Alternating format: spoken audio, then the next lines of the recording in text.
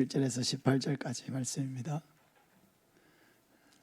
신약성경 사도행전 11장 1절에서 18절까지.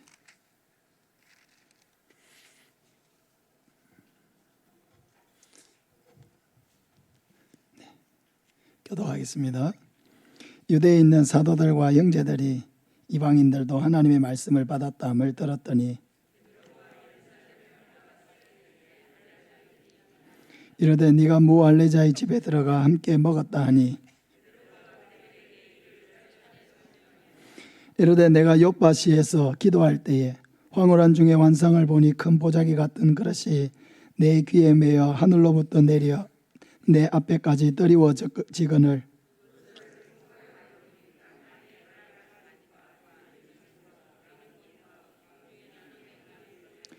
또 들으니 소리 있어 내게 이르되 베드로야 일어나 잡아 먹으라 하거늘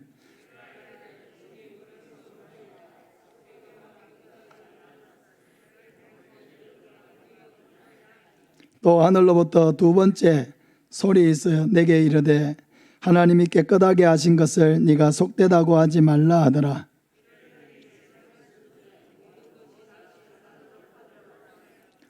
마침 세 사람이 내가 유숙한 집 앞에 서 있으니 가이사라에서 내게로 보낸 사람이라.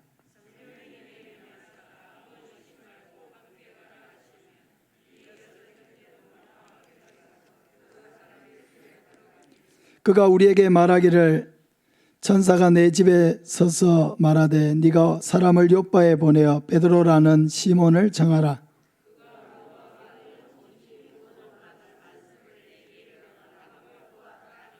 내가 말을 시작할 때에 성령이 그들에게 임하시기를 처음 우리에게 하신 것과 같이 하는지라.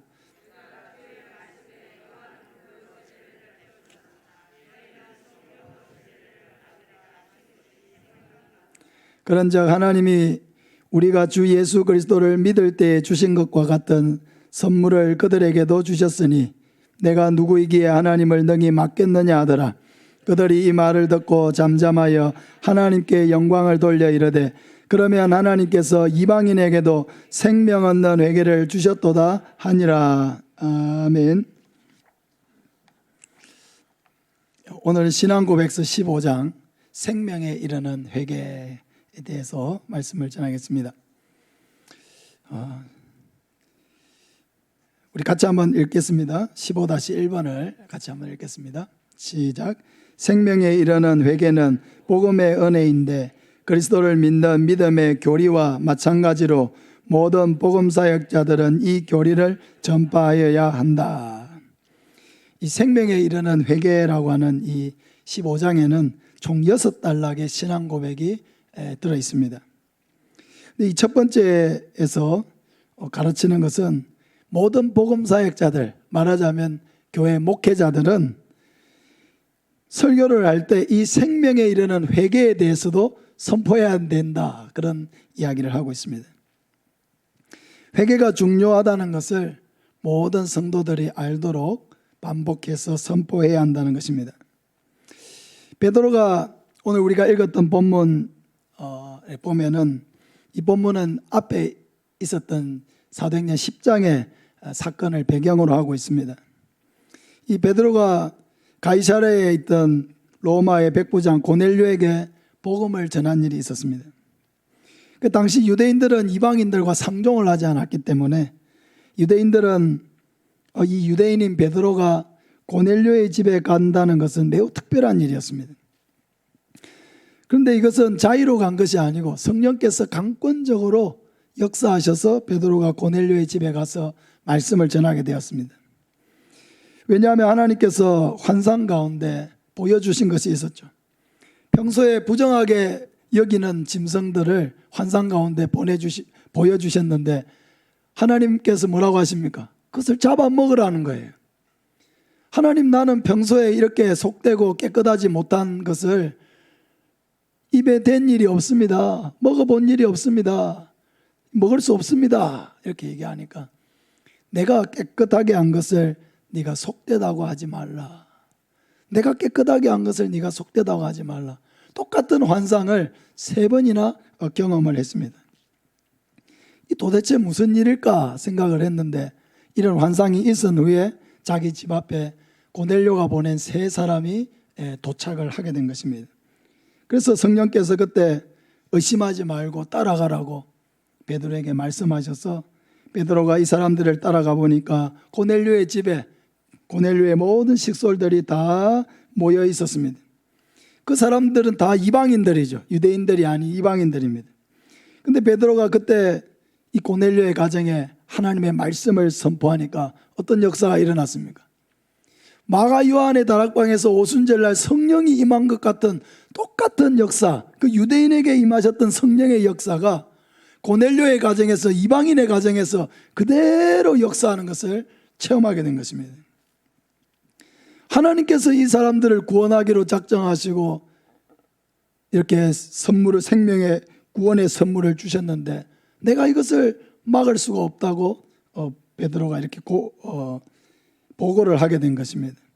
그러니까 베드로가 이런 사건들에 대해서 이야기를 하니까 그때서 이제 예루살렘에 있던 지도자들이 뭐라고 얘기합니까? 그러면은 이방인들에게도 생명을 얻는 회개를 주셨다. 그걸 처음으로 알게 된 거예요.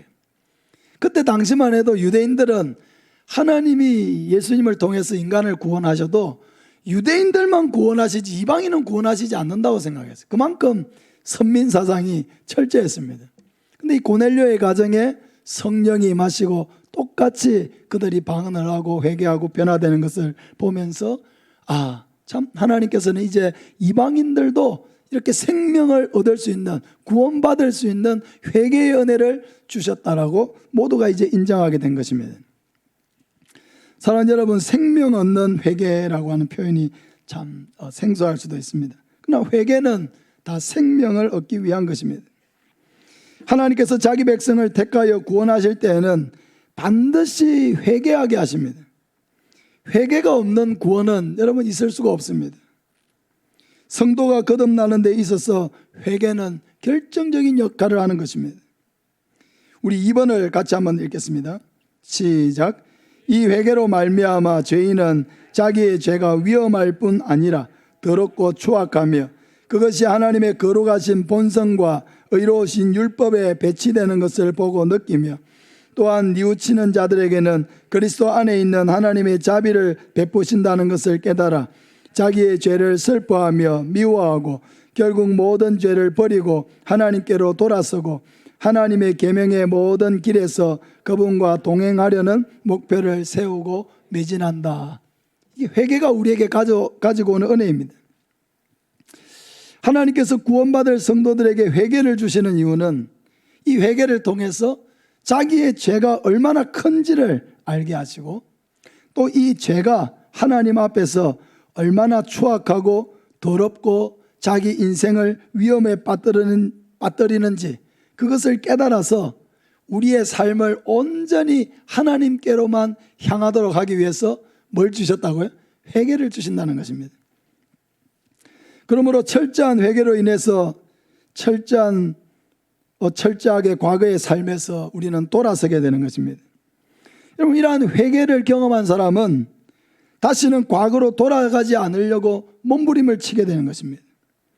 모든 삶에서 하나님의 말씀과 일치해서 살려고, 하나님과 동행하면서 살려고 여러분 힘쓰게 됩니다. 회개에서 이런 은혜가 나온다는 것입니다. 그러면은 회개가 없는 사람은 어떻게 되겠습니까? 자기의 죄를 제대로 인식하지 못합니다. 죄를 반복하면서도 죄책감을 느끼지 못하고 하나님이 이것을 얼마나 미워하시는지에 대한 영적인 감각을 가지고 있지 않습니다. 철저한 회개가 없기 때문에 철저한 변화도 그 사람에게서는 나타날 수가 없는 것입니다. 그러므로 한 사람이 예수님을 믿고 거듭나고 그 인생이 변화되어 가는 데 있어서 회개는 대단히 중요한 것입니다. 우리의 인생을 신앙생활 해온 시간들을 이렇게 돌아보면은 하나님께서 회개의 은혜를 주실 때가 있습니다. 회개의 은혜. 그래서 자기의 죄가 너무 사무치도록 그 죄가 너무나 추악하고 더럽게 느껴지고 내가 왜 하나님 앞에서 아무 생각 없이 이런 죄들을 저질렀는가에 대해서 하나님 앞에서 애통하는 마음을 갖고 자기의 죄를 회개하게 하실 때가 있습니다.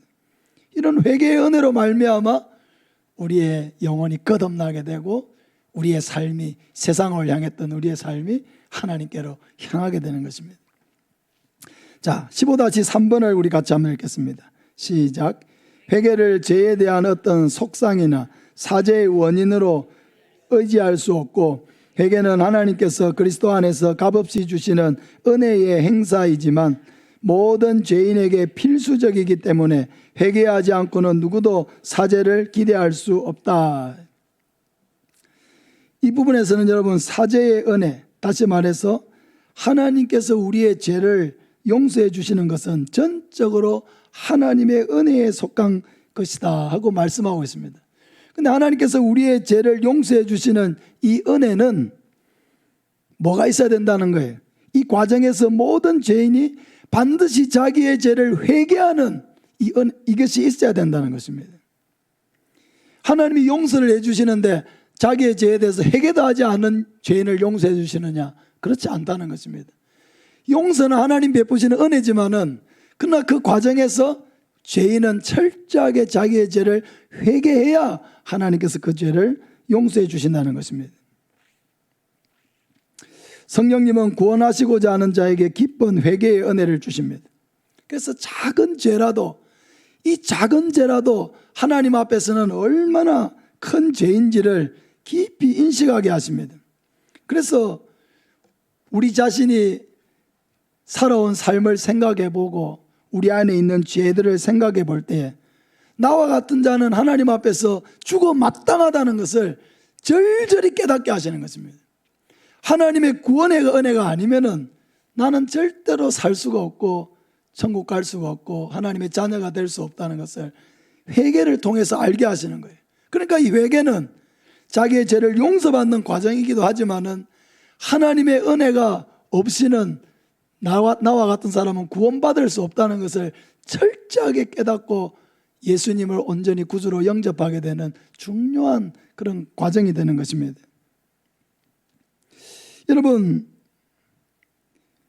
우리가 하나님과의 관계에서도 이렇게 자기의 죄를 회개하는 것이 중요한데 사람과 사람 사이에서도 참 중요합니다.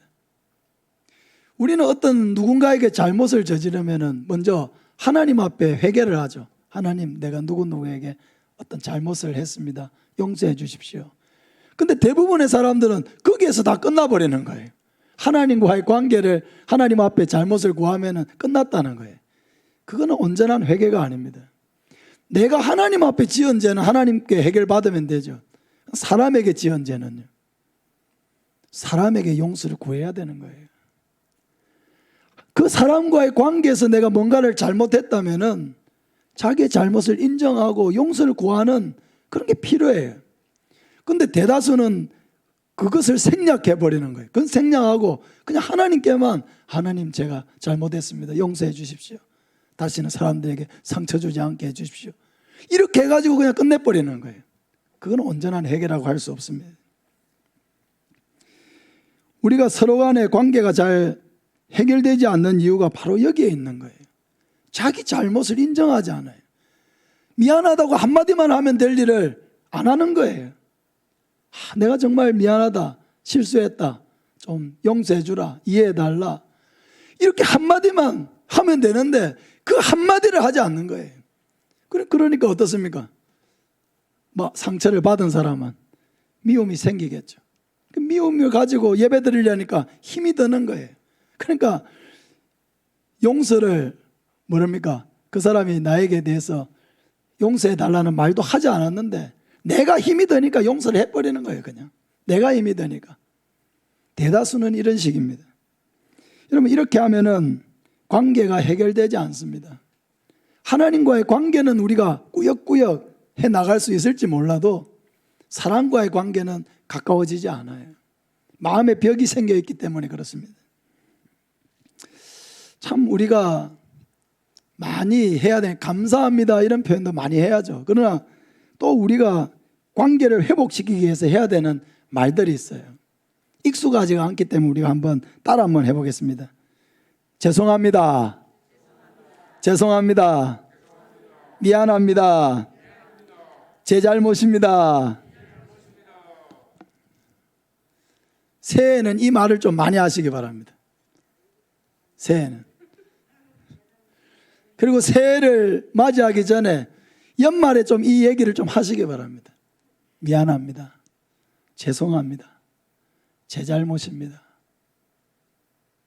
한마디만 하면요, 그냥 마음에 엉어리졌던 게 다 풀어질 수가 있는데 이 한마디를 안 하는 거예요. 이 한마디를. 부부간에도 마찬가지예요. 부부기 때문에 다 이해가 됩니까? 아니거든요. 부부관계 속에서도 미안한 건 미안한 거예요. 죄송한 건 죄송한 거고 내가 잘못한 건 잘못한 거예요. 여보 미안해요. 한마디만 하면 될 걸 안 하는 거예요. 그러니까 그 관계가 마음속으로는 자꾸 멀어지는 것입니다. 성도 간의 관계도 마찬가지예요. 여러분 연말에 꼭 마음에 아직 장벽이 있거나 꺼리끼는 사람이 있으면 여러분 연말에 꼭 이 얘기를 하세요. 미안합니다. 미안해. 내가 잘못했어. 한마디만 해주세요. 한마디만. 그러면 풀어질 수 있어요. 또 누군가가 그런 얘기를 하면은 용서해 주세요. 네가 그 말 한다고 내가 다 용서해 줄 줄 아나. 천만의 말씀이다. 이렇게 하면 안 돼요. 또 어렵게 참 자기 얘기를 하고 고백하고 용서를 구하면 그 용서를 해줘야죠. 그렇게 해서 관계가 회복되고 서로의 안에 있는 그런 장벽들이 무너져야 진정한 하나됨이 있고 사랑이 있는 것입니다.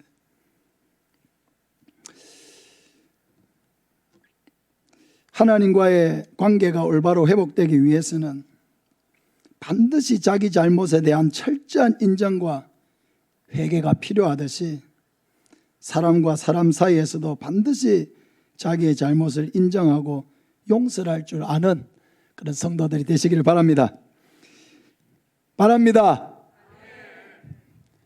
해야 돼.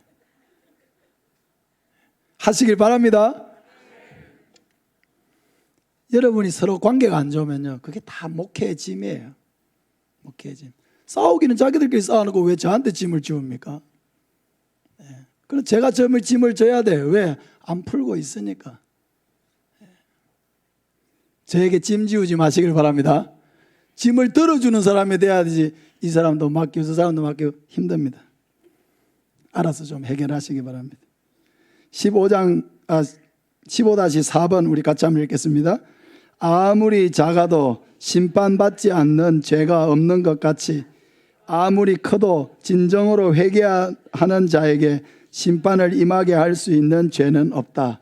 무슨 말인지 알겠습니까? 우리가 아무리 작은 죄라고 해도 그 죄는 하나님의 심판을 받게 된다는 거예요. 그러나 또 반대로 아무리 큰 죄라도 진심으로 회개하면은 용서받지 못할 죄가 없다는 것입니다. 이 중요한 얘기를 하고 있어요. 그러니까 이 회개라고 하는 것은 정말 놀라운 은혜죠. 과거에 내가 어떤 삶을 살아왔든지 간에 정말 우리의 인생이 한번 새롭게 출발점에 다시 설 수 있도록 하는 것. 이게 회개예요, 회개. 정말 이제까지 살아온 삶은 정말 어떻게 보면 정말 좋지 않은 삶을 살아왔다 할지라도 그 회개를 통해서 우리는 다시 인생을 시작할 수 있고 다시 하나님과의 관계를 회복할 수 있고 다시 새로운 도화지를 한 장 받는 것과 같은 거예요. 낙서가 되어 있는 도화지를 버리고 새 도화지를 한 장 받아서 거기에 아름다운 그림을 그릴 수 있는 기회를 부여받는 것입니다. 그게 뭐라고요? 회개예요. 회개가 우리로 하여금 새롭게 시작하게 만드는 것입니다. 그러므로 자기의 죄를 가지고 너무 오랫동안 죄책감에 빠져 있지 마시길 바랍니다. 회개했다면은 이제는 하나님께서 그 진정으로 회개한 죄에 대해서는 용서해 주심을 확신해야 돼요. 지난번에도 와서 똑같은 죄를 가지고 회개하고 또 와서 똑같은 죄를 회개하고 똑같은 죄를 회개하고 계속 용서의 확신이 없으니까 어때요? 그 죄를 계속 반복해서 회개하는 거예요. 우리가 진정으로 회개했다고 하면은 하나님께서 또한 우리를 진심으로 용서해 주셨다는 것도 확신하시기를 바랍니다. 용서의 확신이 우리에게 있어야 합니다. 자, 15-5장과 6장을 15-5번과 6번을 우리 같이 한번 읽겠습니다. 일반적인 회개로 만족하지 말고 구체적인 죄를 구체적으로 회개하려고 애쓰는 것이 모든 사람의 의무이다. 누구든지 하나님께 범한 자신의 죄를 사적으로 고백하고 사죄를 간구하여야 하며 그 간구와 동시에 죄를 버림으로 자비를 얻을 것이다. 이와 마찬가지로 형제나 그리스도의 교회에 걸림돌을 놓은 자는 그 죄에 대하여 사적이거나 공적인 고백과 애통함으로 피해자들에게 자기의 회개를 표시해야 하며 이로써 피해자들은 그와 화해하고 그를 사랑으로 받아들여야 한다. 자, 회개를 할 때 회개를 어떻게 해야 되는지를 지금 방금 읽었던 15-5번과 6번에서 이야기를 해주고 있습니다. 우리 한번 따라하겠습니다. 회개는 구체적으로 해야 한다. 방금 읽었던 내용이 그거예요. 회개는 구체적으로 해야 된다는 거예요. 다시 말해서 자신이 무엇을 잘못했는지를 정확하게 인식하고 회개해야 된다는 거예요. 두리뭉술하게 대충 회개해서 안 된다는 것입니다. 누구에게 거짓말을 했으면 거짓말을 했습니다. 용서해 주십시오 라고 해야 됩니다. 거짓말을 한 그 죄를 정확하게 인식하고 해야 되는 거예요. 누군가를 속였습니다. 용서해 주십시오. 누구의 허물에 대해서 사람들에게 험담하고 그 형제의 명예를 훼손했습니다. 용서해 주십시오. 11조를 정확하게 드리지 못했습니다. 용서해 주십시오. 자기가 뭘 회개를 하는 것은 잘못한 것이 있으니까 회개를 하는 거죠. 근데 그 잘못한 것에 대해서 정확하게 구체적으로 인식을 해야 된다는 거예요. 그래야만 그 죄를 그 제목에 대해서 씻게 되는 거죠. 그냥 자기의 죄에 대한 인식도 없이 두리뭉술하게 하나님 그냥 잘못했습니다. 용서해 주십시오. 뭘 잘못했는데? 모르겠습니다. 일단 잘못했습니다. 용서해 주십시오. 그거 안 된다는 거예요. 그건 올바른 회개가 아니라는 거예요.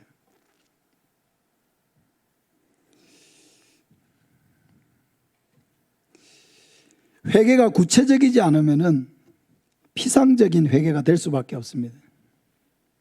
또 조금 전에 말씀드렸듯이 누군가에게 어떤 사람에게 명백하게 뭘 잘못했으면은 하나님께 해결할 뿐만 아니라 하나님께도 잘못했다고 회개해야 될 뿐만 아니라 당사자에게도 반드시 잘못했다고 고백할 수가 있어야 합니다.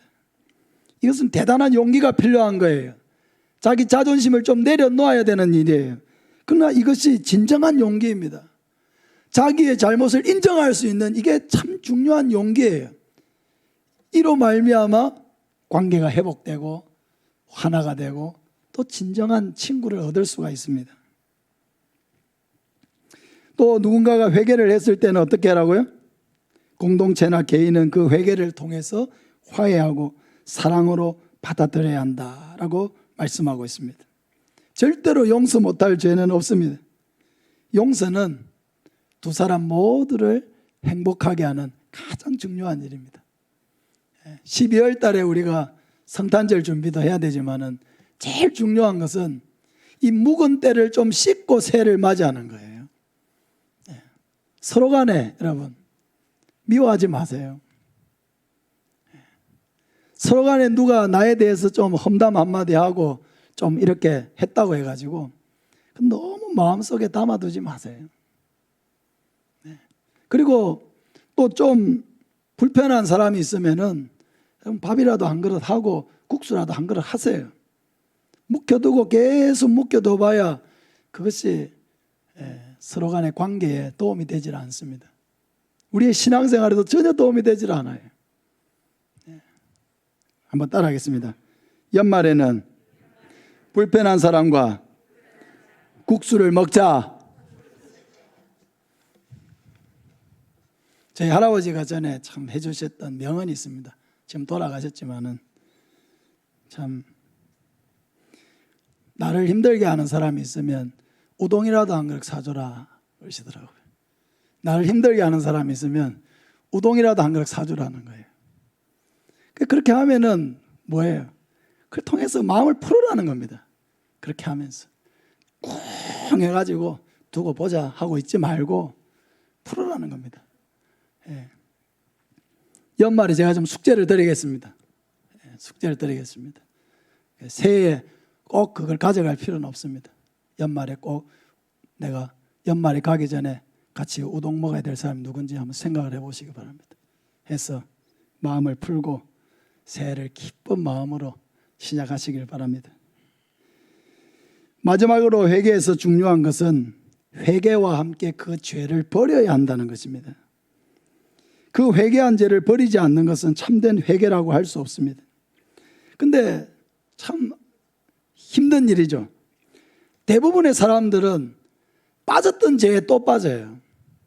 같은 죄를 반복한다는 것입니다. 그러지 않아야 된다고 생각하면서도 늘 같은 죄에 반복하는 것이 사람입니다. 그래서 우리가 참되게 회개하지 않았기 때문에 또 빠지는 것이 아니라 참되게 회개를 했더라도 우리는 또 넘어질 수 있다는 것을 알아야 합니다. 이게 우리의 연약함입니다. 그러므로 우리는 우리의 결심이 그렇게 대단하거나 완전하지 못하다는 것도 인정을 해야 합니다. 우리의 힘으로는 죄를 극복해낼 수가 없습니다. 그래서 우리는 회개한 죄에서 또다시 넘어지지 않도록 노력은 해야 되겠지만은 설사 넘어졌더라도 너무 낙심하지 말고 뭐 어차피 별인 것 이렇게 하는 게 아니라는 거예요. 다시 일어나서 다시 회개하고 돌이켜야 합니다. 싸워야 돼요. 우리 마음에는 죄를 즐기려고 하는 이런 죄악의 본성이 우리 안에 살아있기 때문에 죄를 버리고 회개를 해도 끊임없이 그 죄를 탐욕적으로 원하고 즐기려고 하는 마음이 우리 안에 있단 말이에요. 그러니까 우리 안에 있는 이런 죄의 본성을 인식을 해야 돼. 그리고 이 죄가 언제라도 나를 추악하게 넘어뜨릴 수 있다는 것도 우리는 항상 기억을 해야 하는 것입니다. 사랑하는 여러분, 하나님은 택한 백성들에게 회개의 은혜를 주시고 죄로 향하던 우리의 몸을 돌려서 하나님께로 향하게 하는 것입니다. 세상으로 향해 있던 죄악으로 향해 있던 우리의 몸을 하나님께로 돌리는 것, 방향을 수정하는 것, 이게 바로 회개입니다. 회개.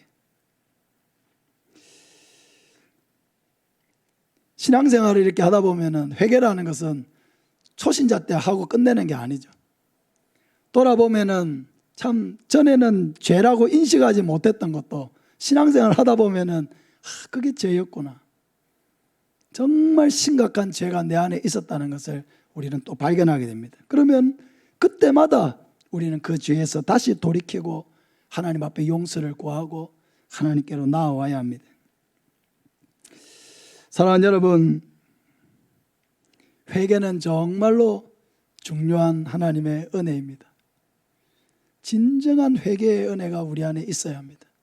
진정한 회개가, 철저한 회개가 우리로 하여금 철저한 변화를 가져오게 만드는 것입니다. 이러한 회개의 은혜가 우리 모든 성도들에게 충만하여서 또한 하나님의 위로와 평강도 충만하시기를 예수님의 이름으로 축복합니다. 아멘. 우리 찬